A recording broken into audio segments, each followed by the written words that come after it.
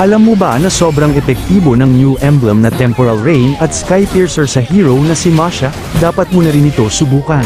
Isa si Masha sa mga heroes na kaya makapag-abuse ng passive ng emblem na ito.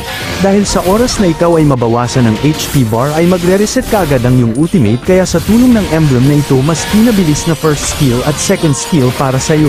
Dahil sa new item na Sky Piercer, mas mapapataas pa nito ang iyong burst capability at talaga namang magpapahirap sa mga kalaban na di ganun kataasan ang HP katulad ng Marksman, Assassin at Mage.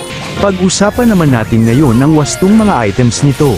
Maaari mo unahin ang Sea Halberd para sa healing reduction, Rapid Boots para sa mas mataas na movement speed, Sky Piercer pang secure ng kill, Blade of Despair para mas mapataas ang kanyang physical attack damage, Blade of the Heptasis pang dagdag physical penetration, at Endless Battle naman para sa enhanced na basic attacks. Gamitin mo ang emblem na Assassin para sa plus 14 adaptive penetration, plus 10 adaptive attack at plus 3 movement speed.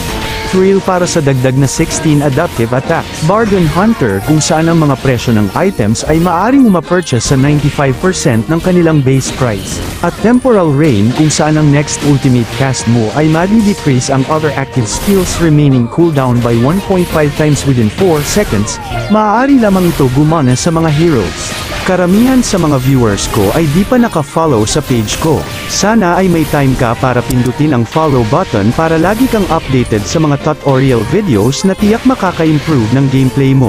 At sa tingin ko'y hanggang dito na lang muna. Sana'y may natutunan ka, mag-focus parati sa game dahil lahat ay pwedeng manalo sa late game. Hanggang sa muli.